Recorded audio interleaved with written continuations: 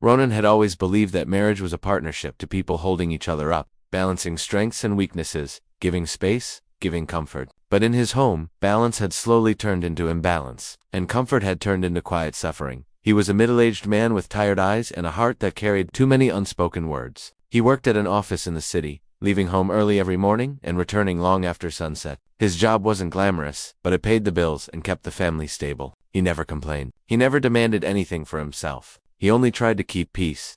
But peace was the one thing missing in his home. His wife Hanya was clever, everyone said so. Sharp with her words, fast with her decisions, bold in every argument. She had a mind that worked like a blade, quick, cutting, and always in motion. People admired her confidence. But inside the house, Ronan felt the edge of her stubbornness every single day. She did everything according to her own rules. If Ronan suggested something, she argued. If he asked gently, she refused. If he stayed quiet, she complained that he was too silent. If he spoke, she said he was interfering. A person can handle conflict, but not contradiction. Contradiction breaks the spirit little by little. Some evenings, Ronan sat at the dining table with untouched food in front of him, listening to Hanya talk loudly about her plans that never included him. She would decide things for the children, for the house, for their finances, for every detail of life, without asking him even once. She believed her way was the smartest. She believed he was too soft, too patient, too slow to understand the world. Her stubbornness wasn't always harsh. Sometimes it looked like confidence, other times, like independence. But Ronan knew the difference between strength and domination, and Hanya had slowly crossed that line without even realizing it. One night, after a long tiring day, Ronan returned home to find the house in chaos. Dishes in the sink, the children arguing, and Hanya in the living room, scrolling through her phone as if the world outside did not exist. He wasn't angry. Ronan rarely expressed anger, but something inside him sagged with exhaustion. Hanya, he said quietly, are you not feeling well today? Her eyes didn't leave the screen. I just didn't feel like doing anything. Why does the house look messy to you? Ronan hesitated. I didn't say that. You were thinking it, she shot back. And even if you weren't, you're about to. The problem with you is that you want everything perfect, but never say anything directly. He lowered his gaze. I only asked because I care. She laughed under her breath, a soft, sarcastic laugh. You care too much about small things, and too little about real issues. What real issues? He asked gently. Everything. She snapped. The way I run the home, the decisions I make, the way I live. You keep observing but never say anything. It makes me feel like you don't respect me enough to be honest. Her words stung because Ronan wasn't dishonest. He was cautious. He avoided confrontation because he loved her. He stayed quiet because he didn't want arguments to scare the children. He swallowed his needs because her anger was louder than his sadness. But Hanya never saw that. A silence stretched between them, heavy like a curtain. Then she added, you're too soft, Ronan. This world needs strong people. If I don't take the lead, nothing gets done. He wanted to say, I work all day to keep this family alive. He wanted to say, your strength isn't the problem, your disrespect is. He wanted to say, I'm not weak, I'm patient, and you mistake patience for weakness. But he said nothing, because he knew she wouldn't listen. Her stubbornness had become a wall, and that wall blocked anything that didn't match her own thoughts. That night, Ronan sat alone on the balcony while the rest of the family slept. The air was cold, but his mind was burning with questions he had avoided for years. How did things become like this? Why was he the only one trying? How long could a heart endure being unheard? He looked up at the dark sky and whispered to himself, something has to change. He didn't know what that change would be. He didn't know what path life would force him to walk. But he felt something shifting deep inside him. A quiet awakening, slow but powerful. A storm was coming. Not the kind of storm that destroys, but the kind that reveals truth. This was only the beginning. The next few weeks in Ronan's home unfolded like quiet, emotional earthquakes, subtle, but each one powerful enough to shake something inside him. Ronan continued to go to work every morning. He handled files, attended meetings, and forced polite smiles even when his mind was elsewhere. His coworkers noticed the heaviness in his eyes. But no one said anything. People rarely ask about the kind of sadness that doesn't scream "Dad" at home. Hanya's behavior only grew harsher. She wasn't abusive in a loud, dramatic way. She wasn't violent. She wasn't cruel in front of others. Her cruelty was the quiet kind, sharp comments. Dismissive gestures, ignoring his input, doing the opposite of whatever he suggested, making him feel small in the home he worked so hard to provide. One Thursday evening, Ronan returned home to find the living room completely rearranged. The furniture was in new places, the curtains replaced, and the children were running around excitedly. He smiled softly. Oh, the house looks different. Hanya didn't even turn toward him as she replied, yes, I redecorated everything. It looks nice, Ronan said, genuinely appreciating the effort. But next time, at least tell me. I could have helped. Help, she scoffed. You don't know anything about interior choices. I did it the way it should have been done. Ronan's smile faded, not because she didn't involve him, but because she dismissed him. Again? Hania, he said mildly. I'm not saying you shouldn't decide. Just include me sometimes. She finally faced him, irritation coloring her voice. Ronan, stop trying to be the center of every decision. You're not the only adult here. He wasn't trying to be the center, he was trying to be a partner. But she didn't understand that later that night, he sat with their son, who was struggling with homework. While Ronan gently explained the math problem, Hania walked in. Why are you teaching him like that? She snapped. That's not the correct method. Ronan looked at her calmly. I'm teaching the way the teacher told him. No, she said firmly, pulling the notebook away. He'll follow my method. The child's face fell as she erased everything Ronan had helped him write. Something inside Ronan cracked just a faint line, but a real one. It wasn't about math. It wasn't about decorations. It wasn't about the comments or the disagreements. It was about respect. Something that had slowly vanished from their marriage, like air escaping from a punctured balloon. Over the next month, Ronan noticed a new pattern. Hania had started spending more time with her friends. They were loud, modern, outspoken women who admired Hania's confidence but didn't see how she behaved at home. Hania always spoke proudly among them, often exaggerating stories to appear smarter, stronger, more independent. One night, Ronan overheard her talking on a call. Yes, I handle everything myself. Ronan just doesn't know how to manage things. If I don't take control, nothing would function. He froze. Not because she spoke badly about him, he had grown used to that, but because she genuinely believed it. She didn't see his sacrifices. She didn't see the way he held the family together. She didn't see how much pain he was silently carrying. When she finished the call, Ronan entered the room slowly. Why do you talk about me like that? She glanced at him without guilt. Because it's true. You're too reserved, Ronan. You don't take leadership. In this world, only clever people survive. And patient people. He asked quietly. They get walked over. She replied bluntly. The words hit him like a slap, not because they were harsh, but because she said them so casually. That she believed in dominance, not partnership. She believed in winning, not understanding. She believed in being clever, not being kind. That night, Ronan barely slept. One afternoon on a rare day off, Ronan decided to cook something special. He wasn't the best cook, but he wanted to try just to make Hania happy. He spent 2 hours preparing carefully measuring spices, tasting, adjusting, smiling to himself like a child doing something meaningful. When Hania came home, he waited for her reaction. Hania, I made biryani today. She didn't even look at the pot. She asked flatly. I just wanted to make something for you. She lifted the lid, sniffed the aroma, and frowned. It's too oily, and the rice looks uneven. Next time, don't try things you're not good at.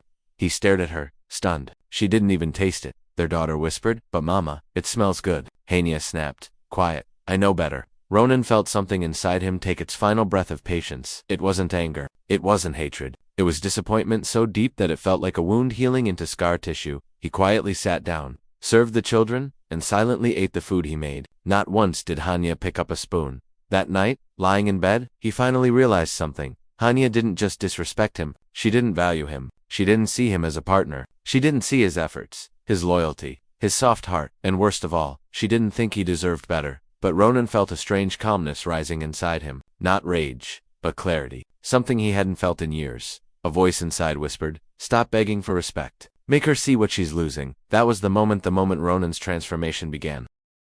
Something subtle but powerful awakened inside Ronan after the biryani incident. He didn't shout, didn't argue, didn't confront her. Instead, he slowly stepped back, not out of fear, but out of realization. For years he had explained himself, tried to please her, adjusted for her moods, ignored his own feelings, swallowed pain just to keep peace. But now, he simply stopped trying to win approval from someone who never intended to give it. Hania didn't notice the shift at first, but life started changing in quiet, understated ways. Hania was used to Ronan responding gently whenever she insulted or dismissed him. She was used to him defending himself softly, explaining, apologizing. But suddenly, Ronan stopped responding. When she ignored his opinions, he didn't try to offer them again. When she dismissed him, he didn't explain further. When she shouted, he didn't raise his voice. When she belittled him, he didn't shrink. He simply listened, nodded if needed, and walked away. She assumed he was being passive. But really, he was building emotional distance, the kind that hurts more than any argument at first. She felt relieved. He's finally stopped talking back. He's finally doing as I say. He's finally quiet. But then she started noticing cracks. She would make a decision and expect Ronan to react. He didn't. She would scold him, expecting him to plead. He didn't. She would taunt him, expecting him to get hurt. He didn't. He had emotionally checked out. And when someone stops caring about your opinion, you lose your power over them. One evening, Hania scolded Ronan for leaving a cup on the table. Her voice was loud and sharp. The children watched quietly, their eyes shifting from their mother to their father. Ronan simply picked up the cup, rinsed it, and walked away calmly. Their daughter whispered to her brother, thinking Ronan couldn't hear, Papa is nicer than Mama. The son replied, "Yes, only Papa listens."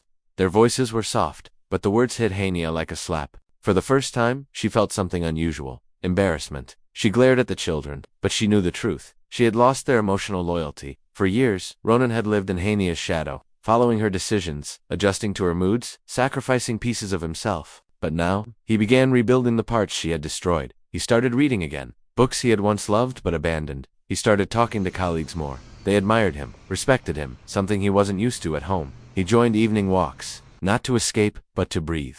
He began dressing better, not for anyone else, but for himself. He started gaining confidence, the quiet, dignified kind. The more he focused on himself, the less he depended on Hania emotionally, and the more she felt her grip loosening. One Saturday morning, Hania had a social gathering with her friends. She planned everything carefully: her makeup, her clothes, her attitude. She always enjoyed showing off, especially making herself look superior to Ronan. When the friends arrived, they were all greeted politely in the lounge. But something unusual happened. They started praising Ronan. "Your husband looks very smart today. He carries himself differently now. He seems confident. He looks more peaceful." Hania's smile froze. Ronan simply offered tea, spoke respectfully, but didn't stay long. One friend whispered to Hania, "You're lucky. Many husbands don't have such patience." Lucky. That word stung harder than any insult. For years, she believed she was the one tolerating Ronan, but suddenly, the world flipped. Now people saw Ronan as the prize, and her attitude as the problem. After the gathering, Hania confronted Ronan. "What's going on with you? Why are you acting so different?" Ronan's voice was calm, almost serene. "What do you mean? You're so quiet, so distant." "I'm just living," he replied softly. She narrowed her eyes. "You think ignoring me will make me change?" He looked at her, completely steady. "I'm not ignoring you. I've stopped expecting anything." Those words broke something inside her. Ronan walked away, leaving Hania standing alone, realizing she no longer controlled his emotional world. At family gatherings, Hania often bragged or mocked Ronan subtly, expecting the usual reaction, his silence making her feel superior. But now, when she made a sarcastic remark about him, Ronan smiled politely, spoke calmly, answered thoughtfully, and people sided with him. Her uncle once said, "Ronan is such a wise man, you should appreciate him more." She felt heat rising to her face. Her clever attitude, once admired, now looked like arrogance. People admired Ronan more because he had become the symbol of patience, dignity, and emotional maturity. Hania, for the first time in years, felt insecure. He didn't punish her, he didn't insult her, he didn't try to win, he didn't try to hurt her, he simply rose above her. His silence became power, his dignity became the weapon, his growth became the revenge, and the more he grew, the smaller she felt. She began craving his validation, his attention, his approval, the same things she never gave him. But Ronan had outgrown the need for her acceptance. He didn't hate her, he just no longer needed her, and that was the most painful revenge of all. Hania didn't realize how deeply she had depended on Ronan's attention. Not love, not affection, but attention. She had grown used to him reacting to everything she said, absorbing every insult, responding to every command. Now, he reacted to nothing. She felt invisible in her own home. At first, she tried to ignore it, but soon an unfamiliar feeling took root in her heart. Fear. Not fear of Ronan. He was gentle as always, but fear of losing him emotionally. One morning she made breakfast earlier than usual. A rare gesture from her. She set the table, hoping Ronan would notice. When he came down, he simply said, "Good morning," sat, thanked her, ate quietly, and left for work. No smile, no excitement, no emotional warmth, just polite distance. The same distance she once gave him. The reality hit her like a stone. She was now the one craving his acknowledgement. Over the next few weeks, the children grew even closer to their father. He had become their source of comfort, peace, and guidance. One evening, their daughter fell while playing and scraped her knee. She cried loudly. Hania rushed toward her, but the little girl pushed her away and cried, "I want Papa." The words stabbed Hania's heart. Ronan gently carried the child, cleaned the wound, soothed her, and put her to sleep. When he came out of the room, Hania was standing there, eyes wet. "She doesn't need me anymore," she whispered. Ronan looked at her quietly. He didn't say, "It's okay." He didn't console her. He simply said, "Children go where they feel safe." The message was clear. Hania broke down inside. This was the same man she once disrespected, dismissed, and belittled without mercy. Now, he had become everything she was. One weekend, Ronan was invited to a colleague's family dinner, and he decided to attend. He dressed neatly, looking composed and confident. When he entered the gathering, several people complimented him. "Your presence has changed. You look happier, Ronan. You seem more sure of yourself." Hania wasn't invited. She had isolated herself with her arrogance. But she heard about the admiration Ronan received. Her friend messaged her, "You should take care of your marriage. Ronan is becoming someone people really respect." Jealousy clawed at her chest. The man she once took for granted was now admired by others, while she stood on the outside, watching everything slip from her hands. One night, Hanya attempted to regain control. She approached